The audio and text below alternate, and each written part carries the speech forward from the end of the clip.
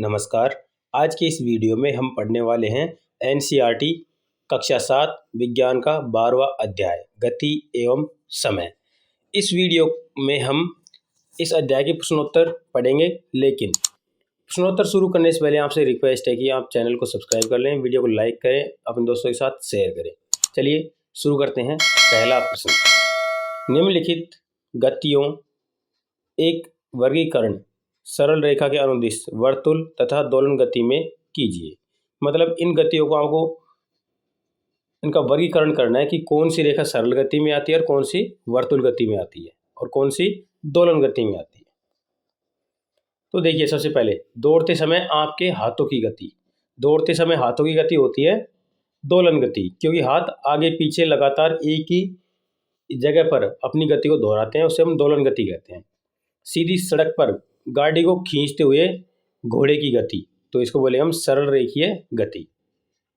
Merry go round झूले में बच्चे की गति, मैरी गो राउंड झूले में बच्चे की जो गति होती है वो गोल गोल होती है, इसलिए हम इसको वर्तुल गति बोलेंगे। सीसा झूले पर बच्चे की गति, सीसा झूले पर जो बच्चे की गति होगी वो दोलन गति होगी, क्योंकि उसमें बच्चा कुछ इस तरह से गति करता है। जैसे मैं आपको बताऊं, इस तरह से बार बार ऊपर जाएगा, फिर इधर से नीचे आकर वापस जाएगा, फिर ऊपर फिर नीचे, इस तरह से जो गति होगी वो सीसा झूले की गति होती है, क्योंकि इसकी डिजाइन सी के जैसी होती है।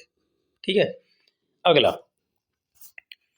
विद्युत घंटी के हथौड़े की गति, विद्युत घंटी हथौड़े की गति भी कैसी होती है, यहाँ पर दोलन गति होती है। सीधे पुल पर रेलगाड़ी की गति, सीधे पुल पर रेलगाड़ी गति होती है रेखीय गति। ठीक है। चलिए अब दूसरा प्रश्न देखते हैं। निम्नलिखित में से कौन सा कथन सही है। समय का मूल मात्रक सेकंड है, बिल्कुल सही है, सत्य है। यहाँ पर हम सत्य है, असत्य के आगे हम अगर सही है तो हम ये चिन्ह लगाएंगे, सत्य है। ठीक है। प्रत्येक वस्तु नियत चाल से गति करती है, ये गलत है। प्रत्येक वस्तु नियत चाल से गति नहीं करती, क्योंकि अगर नियत चाल से गति करेगी तो वहाँ पर त्वरण 0 हो जाता है। दो शहरों के बीच की दूरियां किलोमीटर में मापी जाती है, बिल्कुल सही है। किसी दिए गए लोलक का आवर्तकाल नियत होता है, किसी दिए गए लोलक का आवर्तकाल हमेशा तो नियत नहीं होता। ठीक है, इसलिए हम इसको गलत मानेंगे, क्योंकि आवर्तकाल समय के साथ धीरे धीरे घटता जाता है। रेलगाड़ी की चाल मीटर प्रति घंटे में व्यक्त की जाती है, रेलगाड़ी की चाल किलोमीटर प्रति घंटे में व्यक्त की जाती है। ठीक है, तो इसको आप सही भी मान सकते हैं, क्योंकि मीटर को अगर किलोमीटर को आप घंटों में बदलेंगे, उसमें मीटर में बदलेंगे तो ये कथन सही भी हो जाएगा। ठीक है, तो आप इसे सही मान सकते हैं। प्रश्न 3, कोई सरल लोलक 20 दोलन पूरा करने में 32 सेकंड लेता है, लोलक का आवर्तकाल कितना होगा।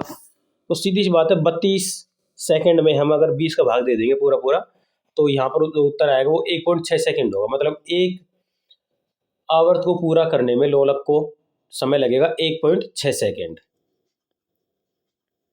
चौथा प्रश्न, दो स्टेशनों के बीच की दूरी 240 किलोमीटर है, कोई रेलगाड़ी इस दूरी को तय करने में 4 घंटे लेती है, तो रेलगाड़ी की चाल परिकलित कीजिए। देखो, दूरी बटे समय, ये चाल का सूत्र होता है। दूरी यहाँ पर 240 किलोमीटर है और समय हमारे पास में 4 घंटे है। 240 में अगर हम 4 का भाग देंगे तो 60 किलोमीटर प्रति घंटे यहाँ पर हम चाल निकल कर आती है रेलगाड़ी की।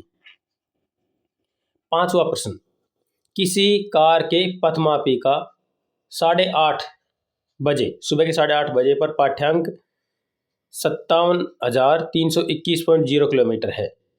यदि 8:50 AM पर पथमापी का पाठ्यांक परिवर्तित होकर 57,336 किलोमीटर हो जाता है, मतलब ये जो कार है वो 15 किलोमीटर चल लेती है, तो कार द्वारा चली गई दूरी कितनी है। तो सीधी सी बात है कि बाद में जो पाठ्यांक है उसमें से शुरुआत में जो पाठ्यांक उसको घटा देंगे तो 15 किलोमीटर निकल कर आएगा। कार की चाल परिकलित कीजिए, मतलब यहाँ पर आपको समय 20 मिनट लगता है। ठीक है, इस चाल को किलोमीटर प्रति घंटे में बदलिए, तो 20 मिनट को हम घंटे में बदलेंगे तो यहाँ पर 20/60 मतलब 1/3 घंटे हो जाते हैं। ठीक है, अब आप 15 में 1/3 का भाग देंगे, 15 में 1/3 का भाग देंगे तो यहाँ पर निकल कर आएगा 0.75 किलोमीटर प्रति मिनट, या फिर घंटे में बदलेंगे इसको तो ये निकल कर आएगा 45 किलोमीटर प्रति घंटे। ठीक है, आप 0.333 इसका भाग दे दो, जो भी हमारे पास में दूरी है 15 में, तो ये उत्तर निकल कर आ जाएगा 45 किलोमीटर प्रति घंटे। छठा प्रश्न, सलमा अपने घर से साइकिल पर विद्यालय पहुंचने में 15 मिनट लेती है। यदि साइकिल की चाल 2 मीटर प्रति सेकंड है तो विद्यालय से घर की दूरी परिकलित कीजिए।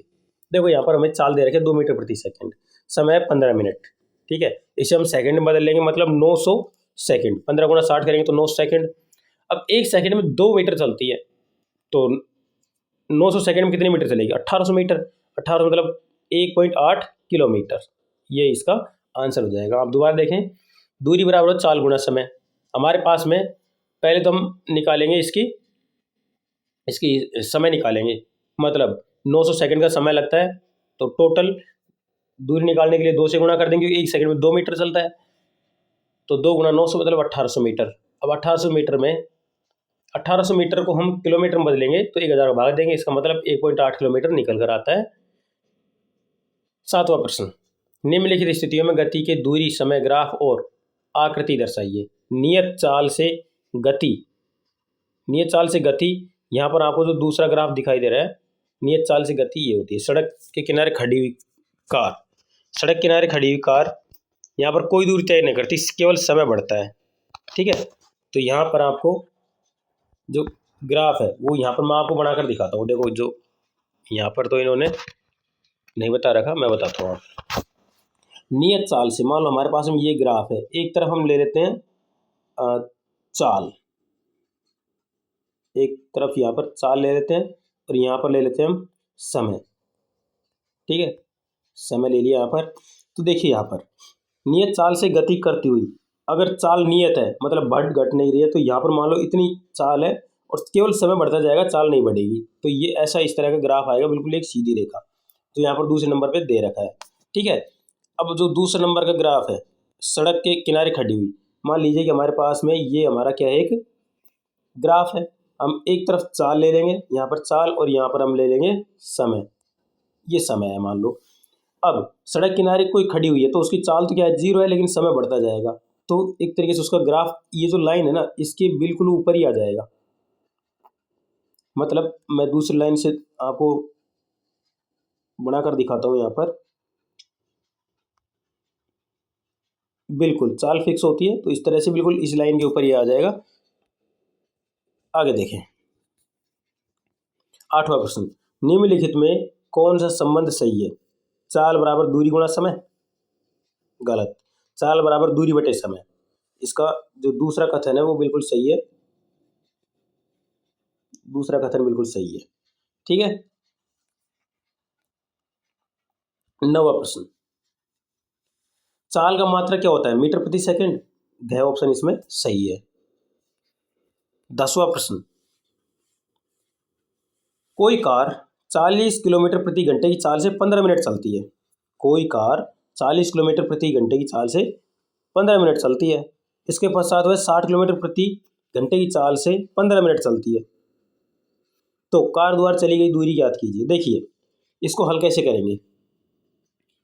15 मिनट का मतलब है जो 1 घंटा में 40 किलोमीटर चल रही है, तो 15 मिनट 1 घंटे का चौथा भाग होता है, इसका मतलब 40 का चौथा भाग 10 किलोमीटर हो जाएगा, 10 किलोमीटर।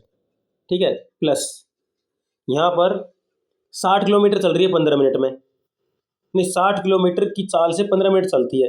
60 जो किलोमीटर है, यहाँ पर 15 मिनट चल रही है, 15 मिनट 1 घंटे कितना भाग है? चौथा भाग है। ठीक है, तो हम 4 का भाग देंगे 60 में, तो 15 किलोमीटर वहाँ पर चलेगी। तो 15 + 10 कितने हो गए? 25 किलोमीटर।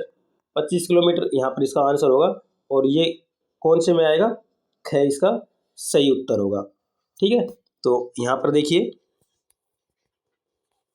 इसका सॉल्यूशन लास्ट में दे रखा होगा इन्होंने, 25 किलोमीटर यहाँ पर दे रखा है, देखिए ये दे रखा। ठीक है, जैसे मैंने आपको बताया था वैसे ही इसका आंसर है।